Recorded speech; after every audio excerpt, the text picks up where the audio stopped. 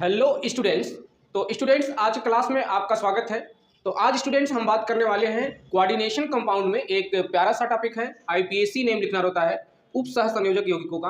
तो डियर आज हम उप सह संयोजक यौगिकों का आईपीएसी नेम कैसे लिखा जाता है उसको हम आज जो है सीखने वाले हैं। ठीक है, तो आप इस पूरे वीडियो में बने रहिए और इसको जो है पूरा सीख लीजिए। ठीक है, तो चलिए स्टार्ट करते हैं आज की क्लास को। तो डियर जो कोऑर्डिनेशन कंपाउंड है, कोऑर्डिनेशन कंपाउंड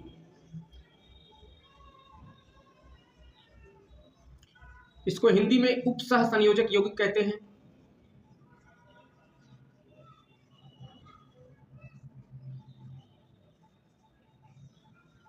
उप सह संयोजक यौगिक, ठीक है, ये क्लास 12 हिंदी मीडियम की क्लास है डियर, और हम सीखने वाले हैं कॉम्प्लेक्स कंपाउंड जो हैं, यानी जो मिश्रित यौगिक है उनका आईपीएसी नाम कैसे लिखा जाए, आईयूपीएसी। ठीक है, इसको डियर हम पढ़ते हैं आयुपैक।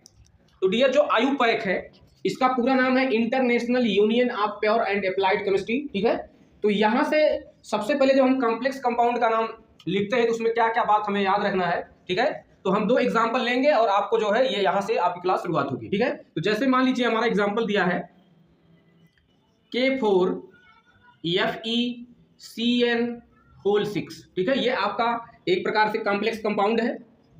यहाँ से आपको पता ही है कि जो पोटेशियम है इसको काउंटर आयन कहते हैं, आयरन को सेंट्रल मेटल एटम कहते हैं, इसे केंद्रीय धातु परमाणु कहते हैं।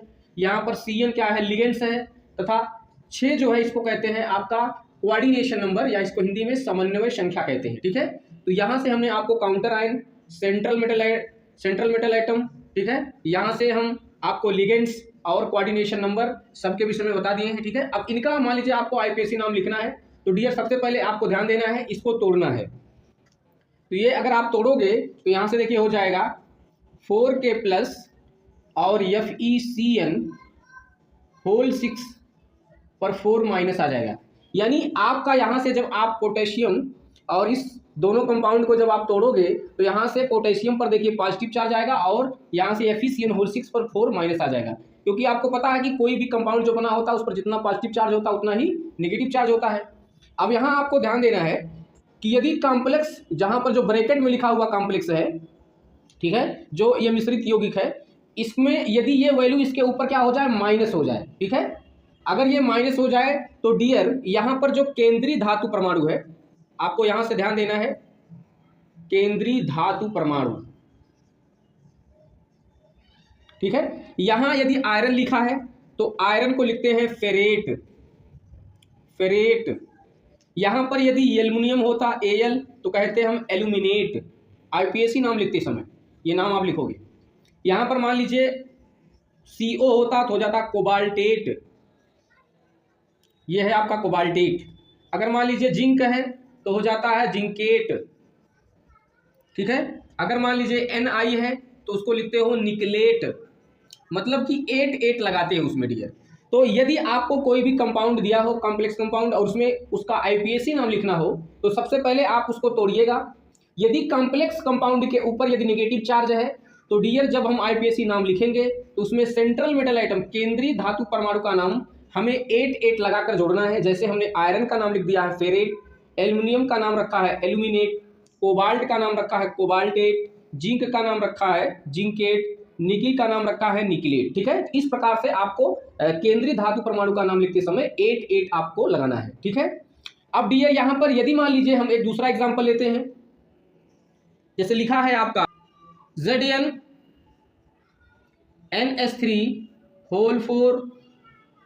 और यहाँ पर लिखा है Cl2। ठीक है, ये मान लीजिए आपका कॉम्प्लेक्स कंपाउंड है। यदि डियर इसको तोड़ा जाएगा तो ये हो जाएगा आपका, यहीं पर नीचे लिख दे रहे हैं, ये हो जाएगा ZnNH3 2 Cl-। ठीक है, चूंकि डियर जितना Cl पर माइनस चार्ज होगा उतना ही जो है आपको इस पर कॉम्प्लेक्स कंपाउंड पर पॉजिटिव चार्ज होगा। ठीक है, अब डियर यहाँ पर आपने देखा था जो कॉम्प्लेक्स कंपाउंड है उस पर नेगेटिव चार्ज आ गया था, तब आपने सेंट्रल मेटल एटम, केंद्रीय धातु परमाणु का नाम, आयरन था तो फेरेट आपने कहा, एल्युमिनियम है तो आपने एल्यूमिनेट कहा, कोबाल्ट है तो कोबाल्टेट कहा, जिंक है तो जिंकेट कहा, निकिल है तो निकलेट कहा, ठीक है, आपने 8 जोड़ दिया। लेकिन डियर यदि आप इसमें यदि यहाँ पर जो कॉम्प्लेक्स कंपाउंड है निगेटिव चार्ज ना आकर पॉजिटिव चार्ज आ जाए, ठीक है, तब डियर इसी केंद्रीय धातु परमाणु का नाम यदि आयरन है तो आपको या तो आप फेरस लिख दीजिए, ठीक है, या तो आप आयरन लिख दीजिए, उसमें 8 नहीं जोड़ना है, मतलब उसको आयरन ही लिखना है।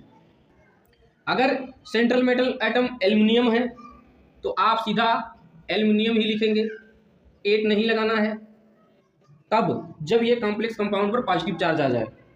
अगर कोबाल्ट है तो केवल आपको क्या लिखना है, कोबाल्ट ही लिखना है। अगर जिंक है तो उसका नाम जिंक ही लिखना है। अगर आपका निकिल है तो आपको क्या लिखना है, निकिल ही लिखना है, उसमें कुछ भी नहीं जोड़ना है एक्स्ट्रा, ठीक है। तो यहाँ से यदि 2 बातें आप समझ गए हैं तो आपको आईपीएससी नाम लिखना बहुत ही आसान हो जाएगा, ठीक है। एक बार हम आगे रिपीट कर दे रहे हैं डियर, इस कॉम्प्लेक्स कंपाउंड को सबसे पहले आपको तोड़ना है, ठीक है, ये देखने के लिए कि जो कॉम्प्लेक्स है वो उस पर पॉजिटिव चार्ज आ रहा है या निगेटिव। यदि इस कॉम्प्लेक्स कंपाउंड पर निगेटिव चार्ज आ जाता है तो ये जो केंद्रीय धातु परमाणु है उसका नाम आप आयरन को फेरेट लिखोगे, एल्युमिनियम है तो एल्युमिनेट लिखोगे, कोबाल्ट है कोबाल्टेट लिखोगे, जिंक है जिंकेट लिखोगे, निकिल है निकलेट लिखोगे, ठीक है। तो यहाँ से आपको 8 लगाना है। लेकिन डियर यदि कॉम्प्लेक्स कंपाउंड, जैसे यहाँ हमने एग्जांपल लिया था, इसमें जब आप तोड़ोगे तो यहाँ पर देखिए इस कॉम्प्लेक्स के ऊपर देखिए पॉजिटिव चार्ज आ गया, ठीक है।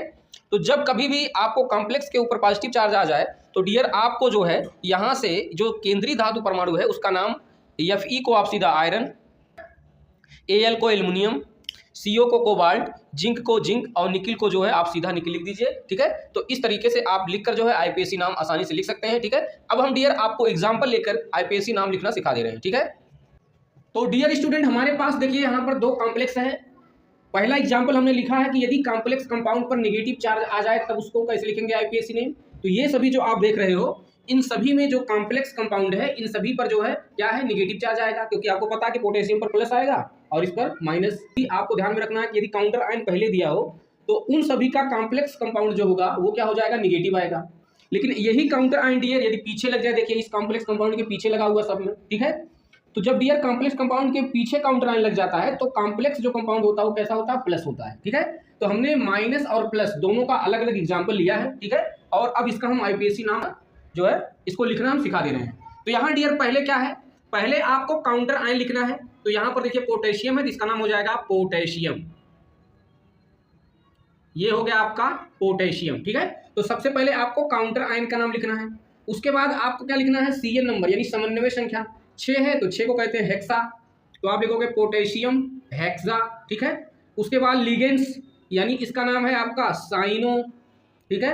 आयरन है लेकिन यहाँ पर चूंकि निगेटिव है तो उसमें आपको क्या जोड़ना है, 8 लगाना है, ठीक है, सेंट्रल मेटल एटम में, तो हो जाएगा आपका फेरेट, तो ये हो गया आपका फेरेट, ठीक है। और लास्ट में डियर ये जो सेंट्रल मेटल एटम है इनका ऑक्सीडेशन नंबर जब आप निकालेंगे तो मिलेगा आपको +2, ठीक है। यदि आपको ऑक्सीडेशन नंबर निकालना नहीं आता है तो हमारे पिछले वीडियो में आप जाके देखिएगा, हमने इसको साफ साफ ऑक्सीडेशन नंबर निकालना आपको सिखाए हैं, ठीक है। तो यहाँ से आयरन का हो जाएगा आपका +2। तो डियर लास्ट में आपको इस ऑक्सीडेशन नंबर को क्या लिखना है, रोमन में लिख देना है, ये हो गया आपका रोमन में 2 और इसको बंद कर देना है, ठीक है।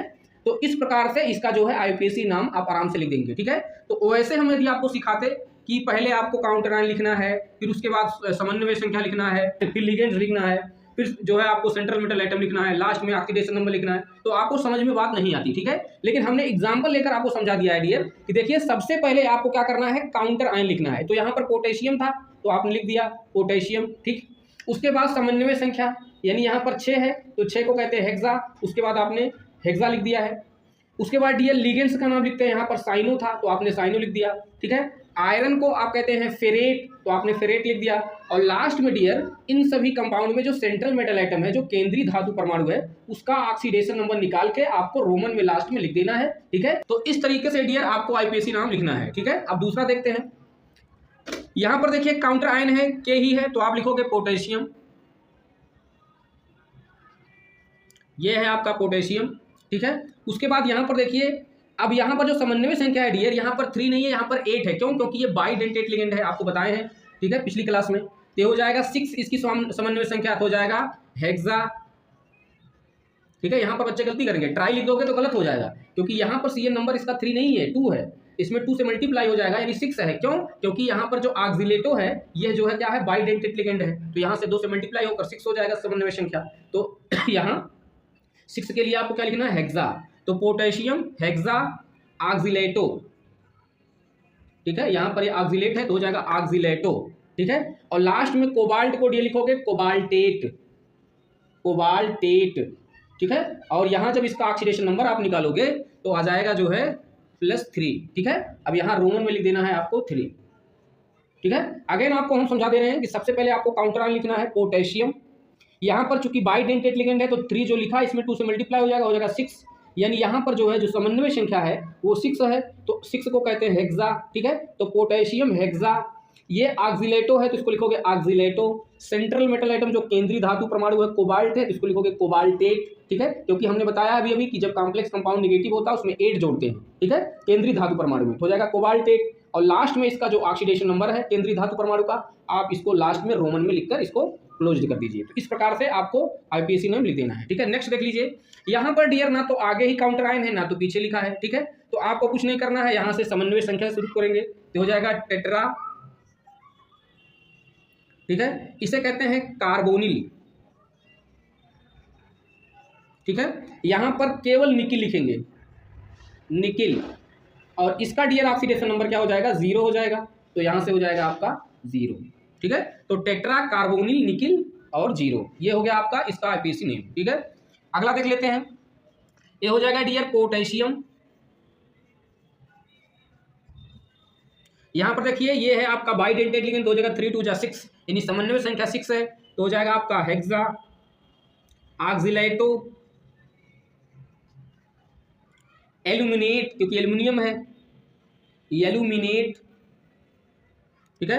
ऑक्सीडेशन नंबर इसका 3 है, तो यहां पर हो जाएगा आपका लास्ट में ऑक्सीडेशन नंबर रोमन में आप लास्ट में लिख देंगे। ये हो गया dear potassium hexa oxalato aluminate 3rd, ठीक है। अगला देख लेते हैं, ये हो जाएगा आपका पोटेशियम, उसके बाद समन्वय संख्या tetra, CN ligand cyano, nickel है निकिलेट, ऑक्सीडेशन नंबर डियर यहां पर हो जाएगा +2, तो यहां रोमन में लिख देंगे +2, ठीक है। तो यदि आपका कॉम्प्लेक्स कंपाउंड पर निगेटिव चार्ज है तो आप इसी तरीके से इसका ऑक्सीडेशन नंबर जो है इजीली लिख लेंगे, ठीक है। अब हम डियर आपको कॉम्प्लेक्स कंपाउंड पर यदि पॉजिटिव चार्ज आ जाए तब उसको कैसे लिखते हैं, ठीक है। तो यहां पर डियर क्या करना है आपको, यहां तो आगे काउंटर आयन है नहीं, तो आपको शुरुआत करना है कहां से, इसके समन्वय संख्या से, ठीक है। तो हो जाएगा आपका टेट्रा एमीन, NH3 को क्या कहते हैं, एमीन, ठीक है। उसके बाद यहां पर जिंक लिखा है तो यहां पर हो जाएगा केवल जिंक, ठीक है। अब ऑक्सीडेशन नंबर निकालोगे तो हो जाएगा 0, यहाँ हो गया -2, उधर हो गया +2, तो यहाँ पर जिंक का ऑक्सीडेशन नंबर कितना है, ऑक्सीकरण संख्या +2 आ गया जिंक का, तो यहाँ रोमन में लिख दीजिए जिंक के बाद 2, ठीक है। और लास्ट में आपका क्लोराइड है तो यहाँ लिख दो क्लोराइड। ये हो गया आपका कॉम्प्लेक्स कंपाउंड, यदि पॉजिटिव है तो उसका आईपीएसी नेम लिख देंगे tetra amine zinc 2nd chloride, ठीक है। नेक्स्ट एग्जांपल देख लीजिए, यहाँ पर देखिए आपका H2O है तो इसको एक्वा कहते हैं, 6 बार लिखा है तो हो जाएगा हेक्सा एक्वा, ठीक है। आयरन, ऑक्सीडेशन नंबर यहाँ हो जाएगा डियर 3rd, निकालोगे तो यहाँ पर +3 आएगा, ठीक है, निकाल के चेक कर लीजिएगा। और लास्ट में हो जाएगा आपका क्लोराइड, ये हो गया आपका hexa aqua iron 3rd chloride. Next example देखेंगे, अब यहाँ पर डियर आपको कंफ्यूजन हो जाएगा, तो यहाँ पर देखिए 2 लिगेंड्स हैं, Cl भी है और H2O भी है, ठीक है। तो जिस प्रकार से आप सामान्य आईपीएसी नाम लिखते हैं उसमें आप अल्फाबेट का ध्यान देते हैं, तो यदि 2 लिगेंड्स आ जाए किसी कॉम्प्लेक्स कंपाउंड के अंदर तो आपको यहाँ से अल्फाबेट को ध्यान देना है। यहाँ पर H2O को डियर कहते हैं एक्वा में A है पहला, और Cl को क्लोराइडो कहते हैं, तो C बाद में आता है, A पहले आता है, तो सबसे पहले आपको A लिखना है, तो हो जाएगा टेट्रा एक्वा, यहाँ पर हो जाएगा बाई क्योंकि 2 बार है, क्लोराइडो, Cl को क्या कहते हैं क्लोराइडो, ठीक है। यहाँ से हो जाएगा क्रोमियम। अब इसका हम ऑक्सीडेशन नंबर यदि निकालें तो यहाँ पर हो जाएगा आपका +3, तो यहाँ से इसको लिखेंगे रोमन में आपको 3rd, ठीक है, और लास्ट में नाइट्रेट है तो यहाँ पर नाइट्रेट लिख दीजिए। ठीक है, tetra aqua by क्लोराइडो chromium third nitrate. ठीक है, ये आपका आईपीएसी नेम हो गया। लास्ट देख लेते हैं, यहाँ देखिए एक ही है तो यहाँ से आपको करना है हेक्सा एमीन। यहाँ पर निकल है तो आप लिखेंगे केवल निकल। ऑक्सीडेशन नंबर इसका +2 आएगा तो हो जाएगा ऑक्सीडेशन नंबर रोमन में 2 क्लोराइड। तो यहाँ पर डियर स्टूडेंट जो आपने K3COC2O4 होल थ्राइस आपने लिखा है, ठीक है, तो यहाँ पर पोटेशियम हेक्सा ऑक्सिलेटो कोबाल्टेट थर्ड तो है ही, इसको एक तरीका और भी हो सकता है। यदि आप चाहते हैं कि यहाँ पर लिगेंड्स का नाम ना लिखें तो आप इसको डायरेक्ट लिख सकते हैं कि यहाँ काउंटर आयन है तो हो जाएगा पोटेशियम, यहाँ हो जाएगा देखिए ट्राई और सीधा हो गया ऑक्सिलेटो। ठीक है, तो पोटेशियम ट्राई ऑक्सिलेटो और लास्ट में कोबाल्ट है तो यहाँ पर हो जाएगा कोबाल्टेट और ऑक्सीडेशन नंबर लास्ट में आप लेंगे 3rd। ठीक है, तो आप इस तरीके से भी लिख सकते हैं पोटेशियम ट्राई ऑक्सिलेटो कोबाल्ट 3rd, या तो आप ऐसे ही कर दीजिए पोटेशियम हेक्सा ऑक्सिलेटो कोबाल्टेट 3rd। ठीक है, दोनों ही सही है। तो डियर स्टूडेंट इसी प्रकार से आपको कॉम्प्लेक्स कंपाउंड को देखकर, ठीक है, इसका आईपीएसी नाम आसानी से आप जो है लिख लेंगे। ठीक है, तो डियर स्टूडेंट आई होप ये वीडियो आपको अच्छी लगी होगी। Thank you.